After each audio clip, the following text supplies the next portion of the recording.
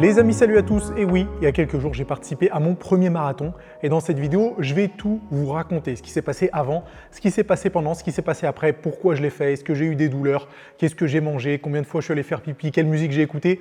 Je vais tout vous raconter dans les détails. Premièrement déjà, quel marathon j'ai fait et combien de temps j'ai mis. J'ai participé au Run in Lyon. Parce que, peut-être que certains d'entre vous ne le savent pas, j'habite à Lyon, donc j'ai participé au Run in Lyon. C'était le dimanche 3 octobre, donc il y a une semaine au moment où vous voyez cette vidéo, et j'ai donc participé au marathon qui consiste à courir 42 km, ou plutôt 42,195 km, le plus rapidement possible. Et combien de temps j'ai mis? J'ai terminé donc ces 42 km en 4h09 et 27 secondes, ce qui fait de moi le 667e participant sur 1122. Je vous mets un petit récap à l'écran issu du site internet du Run in Lyon. J'ai eu un rythme moyen pendant ces 42 km de 5 minutes 54 par kilomètre, ce qui équivaut à une vitesse moyenne de 10,15 km/h. Alors 4h09, est-ce que c'est un bon temps? J'en sais rien. Le but c'était plutôt de finir un marathon parce que vous serez peut-être surpris de l'apprendre, mais je n'ai jamais couru plus de 30 minutes consécutives de toute ma vie. La course à pied, c'est pas vraiment quelque chose qui me passionne. Donc, pourquoi avoir fait ce marathon? En fait, l'histoire est plutôt marrante. Mi-septembre, je fais un barbecue avec des amis et l'un de mes amis annonce qu'il aimerait s'inscrire au Run in Lyon avec sa copine pour participer aux 10 km. Moi, étant donné que je suis un ami insupportable, je leur dis pourquoi vous inscrivez une course pour faire 10 km? Faites la distance maximale, c'est-à-dire 42 km. Et si moi je m'inscris, c'est clairement pas pour faire 10 km, même si j'ai jamais couru de ma vie. Donc de là est partie une discussion assez longue pour savoir si on était capable de terminer un marathon sans entraînement. Parce que mes amis non plus ne sont pas trop habitués à la course à pied. Donc vraiment, s'inscrire à ce genre de course, c'était s'aventurer dans quelque chose de complètement inconnu. Eux ont décidé de s'inscrire pour le 10 km. Et moi, en grand imbécile que je suis, je me suis inscrit au marathon. En fait, dans ma tête, l'objectif, c'était pas de finir le marathon avec un super chrono.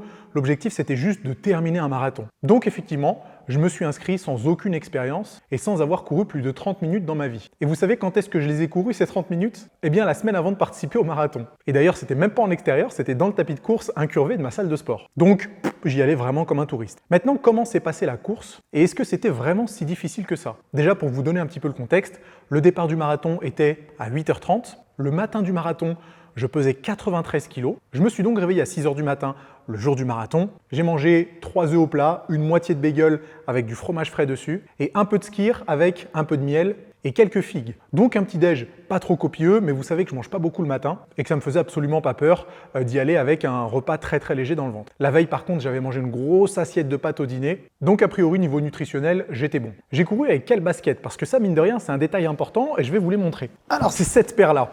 Et franchement, ces baskets, je pense qu'elles m'ont sauvé la vie puisque l'amorti est juste incroyable. Je ne sais pas exactement c'est quoi le nom du modèle.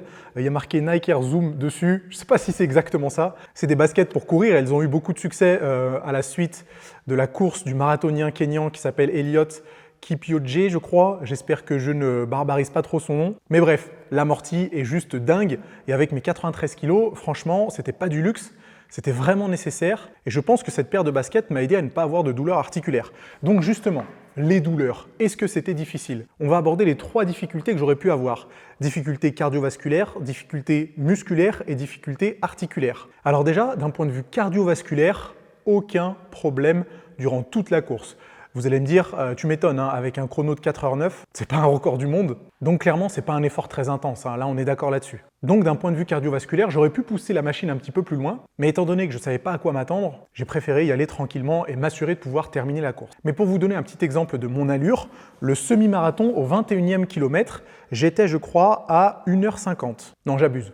Au 21e kilomètre, j'étais à 1h54. Ce qui est mine de rien pas trop mal, hein, ce qui m'aurait donné un marathon à 3h50, donc en dessous des 4 heures. Et je peux vous dire qu'à 1h54 au 21e kilomètre, j'étais niveau cardiovasculaire au top. J'ai même posté une story à ce moment-là, j'avais le sourire, aucune difficulté cardiovasculaire, tout se passait comme sur des roulettes. Donc clairement, même si c'est un effort que j'ai pas l'habitude de faire, on peut dire que j'ai la condition physique pour aller chercher probablement un chrono de 3h45 ou 3h40, 3h45 ou 3h40 sur ce type d'effort. Et 3h45, 3h40 pour finir un marathon, c'est pas non plus un record du monde, hein, donc c'est tout à fait à ma portée, je pense. Le truc, c'est là où ça se complique, c'est que point de vue musculaire et articulaire, l'histoire est un peu différente. Alors, la bonne nouvelle, c'est que point de vue articulaire, aucune douleur non plus pendant la course. Certaines personnes de mon entourage m'ont prévenu « Ah, mais avec ton poids de corps, tu vas avoir mal aux chevilles, tu vas avoir mal aux genoux, tu vas avoir mal à la colonne. » Eh bien, sur ce coup, ça s'est hyper bien passé parce que aucune douleur articulaire handicapante. Je n'ai pas du tout senti mes chevilles, je n'ai pas du tout senti mes genoux dans le mauvais sens du terme, hein. En gros, niveau articulaire, tout se passait bien et ça m'a même surpris parce que effectivement, compte tenu de mon poids de corps et de mon inexpérience là-dedans, je m'attendais quand même à avoir des douleurs aux genoux, des douleurs aux chevilles, etc. Mais non, et ça c'est cool. Par contre, musculairement, c'était un cauchemar. C'était réellement un cauchemar et c'était un cauchemar assez tôt dans la course. C'est-à-dire qu'à partir du 10e kilomètre, j'avais les fléchisseurs de hanches en miettes. À partir du 10e kilomètre, j'avais déjà du mal à lever la jambe, à monter le genou, parce que j'avais le psoas, le droit antérieur, mais aussi les adducteurs et petits et moyens fessiers. En fait, tous les muscles qui entourent l'articulation de la hanche, même les abdos, mais ça arrivé un peu plus tard, complètement en miettes, c'était horrible. Et la douleur a augmenté petit à petit au fur et à mesure de la course, pour qu'à partir du 30e kilomètre, ça me donnait envie de m'arrêter tous les kilomètres. Et puis à la fin de la course, c'était pas juste mes fléchisseurs de hanches qui étaient douloureux, c'était vraiment tout le bas de mon corps. C'est-à-dire que tout ce qui se passe en dessous du nombril, c'était horrible. Vraiment, vraiment horrible. Et c'est d'ailleurs pour ça que sur la deuxième partie du marathon, j'ai perdu entre guillemets autant de temps, j'ai autant ralenti, parce que je me suis arrêté plusieurs fois. Ou plutôt, en réalité, je me suis mis à marcher, surtout après les ravitaillements, parce que la douleur était insupportable. Le problème, pour ceux qui ont déjà fait des courses comme ça, c'est que lorsqu'on s'arrête, eh bien c'est encore plus difficile de redémarrer, parce que la douleur est encore plus intense. Donc clairement, il y a une grosse gestion de l'effort qu'il y a à faire sur la deuxième partie du marathon, mais c'est bien, au moins ça me permet de savoir comment mon corps réagit sur des efforts aussi longs, et si j'étais amené à le refaire, je saurais comment réagir dans ce genre de situation-là. Et par contre, les 2 derniers kilomètres, c'était un pur plaisir. Alors bien sûr, j'avais mal partout, mais la course se termine dans le centre de Lyon, sur une place qui s'appelle la place Bellecour. À l'arrivée, il y a du monde de partout, les gens vous encouragent. J'ai croisé une tonne de followers et d'abonnés pendant la course et sur la ligne d'arrivée qui m'encourageaient. Ça, c'était vraiment trop bien. Donc merci à ceux que j'ai croisés. C'était trop cool. Et j'ai terminé la course avec un grand sourire. On le voit sur les photos. Je sentais même plus la douleur aux jambes parce qu'il y avait l'adrénaline qui montait. Et vraiment, c'était un pur moment. Je m'en souviendrai pendant longtemps. Et rien que pour ça, je suis très content d'avoir fait ce marathon. Pendant la course, est-ce que je me suis ravitaillé? Est-ce que je suis allé aux toilettes? Est-ce que j'ai fait pipi, clairement? Alors, il y avait des ravitaillements tous les 5 km. Sur la première moitié du marathon, je me ravitaillais juste avec de l'eau. Et je buvais pas beaucoup, hein. C'était juste pour m'humidifier la bouche, boire 2 ou 3 gorgées. Et puis c'est tout. C'était largement suffisant. À partir de la deuxième moitié de la course, sur les ravitaillements, je prenais une demi-banane en plus de la bouteille d'eau. Donc pareil, 3 ou 4 gorgées histoire de m'humidifier la bouche. On mange la demi-banane histoire d'avoir un petit peu de glucides. Mais j'ai pas pris de barre protéinée, j'ai pas pris de gel glucidique pour l'effort et la récupération. En fait, je voulais pas consommer quelque chose que j'ai pas l'habitude de consommer dans la vie de tous les jours. Uniquement parce que j'avais peur que niveau digestif, ça pose un petit peu de problème. Et je pense que c'était le bon choix parce que j'ai pas eu l'impression de manquer d'énergie. Et puis en plus, niveau digestif, tout se passait bien. Du coup, pendant ces 4 heures, je me suis arrêté qu'une seule fois pour faire pipi.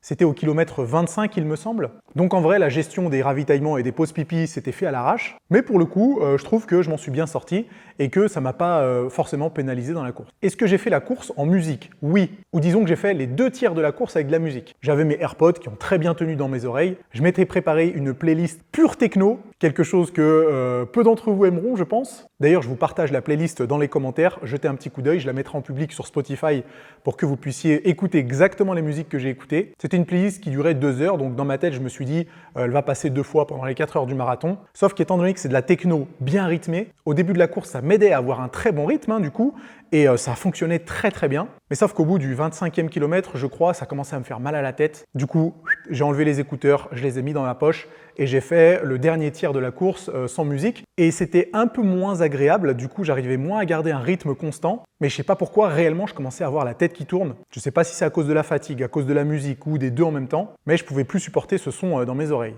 Et hors de question de perdre du temps à essayer de choisir une autre playlist, donc j'ai préféré terminer la course sans musique. Et après la course, que s'est-il passé? Une fois la ligne d'arrivée passée, soulagement incroyable, adrénaline toujours au beau fixe, du coup, hyper heureux d'avoir terminé ça. En plus, c'était une ambiance très bonne, hein. Le Run in Lyon, pour le coup, je trouve que c'est un événement qui est bien organisé. Et la ligne d'arrivée sur la place Bellecour avec tous les participants qui se croisent et tout, franchement, c'était trop cool, très bonne expérience. On a du coup rejoint mon ami et sa copine qui ont fait le 10 km. On a discuté un petit peu, on a échangé sur l'expérience, mais on n'est pas resté très longtemps, une quinzaine de minutes, parce que moi, j'avais un deuxième truc à faire et c'est là où c'était pas forcément une très bonne idée parce que j'avais programmé un tournage vidéo et une séance de sport l'après-midi même du marathon. Donc après le marathon, je rentre chez moi, je prends une petite douche, je me pose 5 minutes et là ça commence. Le bas du corps m'est anesthésié, j'arrive plus à bouger, j'arrive plus à monter les escaliers, j'arrive même plus à me mettre dans ma baignoire parce qu'il fallait que je porte mes jambes réellement, j'arrivais pas à monter le genou parce que mes fléchisseurs de hanches, ils étaient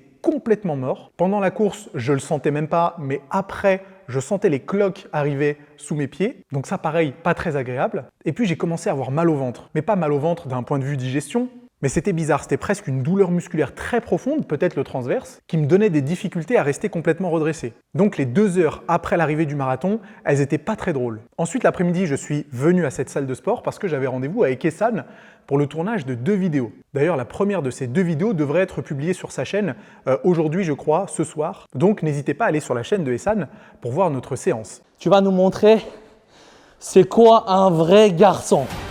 Et vite. Allez. Encore. Voilà. 9, allez, 10. Voilà. Ouvre les yeux. Avec moi. 1, oui. Et 2. Encore. Et 3. Encore.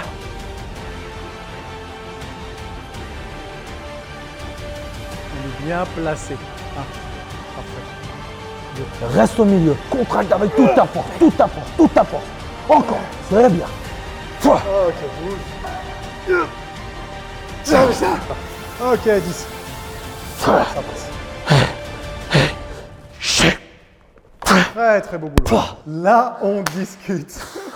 J'ai du coup fait une séance pec-épaule quelques heures après avoir terminé mon marathon. Et la séance en soi, elle s'est pas mal passée, parce que c'est un type d'effort qui est complètement différent du marathon.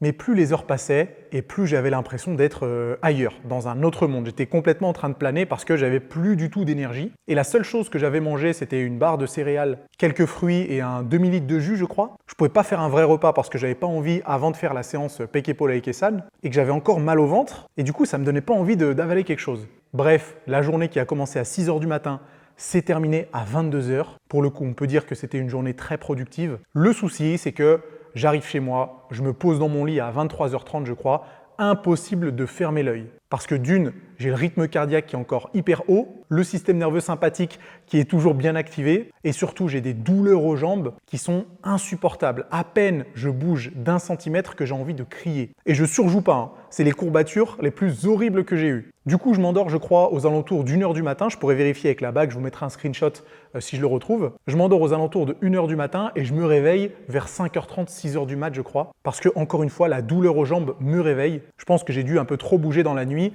et du coup, douleur insupportable. Je me réveille à 6 h, j'ai plus envie de rester dans mon lit, donc je commence ma journée avec les pires courbatures que j'ai connues de toute ma vie, je crois, franchement. Bien pire que les courbatures que j'ai eues le lendemain de mon marathon ski hier ou de mon marathon sur le rameur. J'arrivais pas à lever le genou, j'arrivais pas à plier les genoux, j'avais des cloques sur presque tous mes orteils, donc c'était pas très agréable. Le surlendemain, du coup, le mardi, j'ai un tournage vidéo avec Efkan et Jean Honche. On refait une séance pectoraux et on fait du cardio à la fin de cette séance. Très malin de ma part, mais c'était des tournages qui étaient prévus depuis longtemps, donc il fallait que je les honore. Et puis en plus, on a passé un super moment, ça va faire de très bonnes vidéos.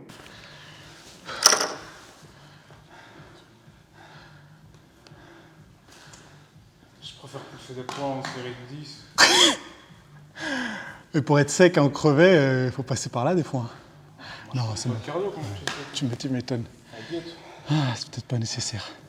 J'ai hâte que vous puissiez voir ça. Mais en clair, je pense que ça ralentit le processus de récupération. Et au final, je ne me suis pas entraîné de toute la semaine après ce marathon, mis à part les tournages que j'ai faits. Tout ça pour dire que, mine de rien, le marathon, c'était une expérience géniale. Ça m'a beaucoup plu. Et même si effectivement la fin était douloureuse, c'était quand même un test mental hyper intéressant pour moi. Vous savez que je vis pour le dépassement physique et mental. C'est ce qui me stimule, c'est ce qui me passionne. Donc me dire, ok, j'ai réussi ça sans entraînement, je suis allé jusqu'au bout, j'ai validé ce défi, je ne vais pas faire preuve de fausse modestie.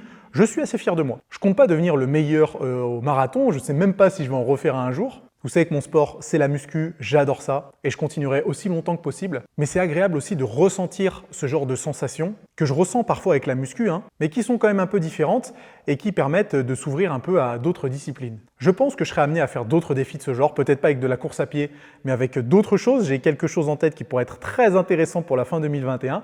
Je vous en parlerai un petit peu plus quand ce sera concret. Mais en tout cas, c'était une expérience géniale et peut-être qu'un jour, vous allez me voir sur un vélo ou nager ou sur un triathlon ou un Ironman ou une connerie comme ça. L'avenir nous le dira, mais en tout cas, c'est pas impossible. Voilà, j'espère que ce retour d'expérience vous a plu. Je pense que certains d'entre vous se préparent pour le marathon de Paris, qui je pense est la semaine prochaine, le dimanche 17 octobre, je crois. Que vous fassiez le semi ou le marathon, je vous souhaite un très très bon courage. J'espère que tout se passera bien pour vous et peut-être qu'on se croisera lors d'un prochain marathon. Qui sait? Si la vidéo vous a plu, mettez un gros pouce en l'air les amis, vous n'oubliez pas de vous abonner à la chaîne et nous on se retrouve dans quelques jours pour la prochaine vidéo. A plus.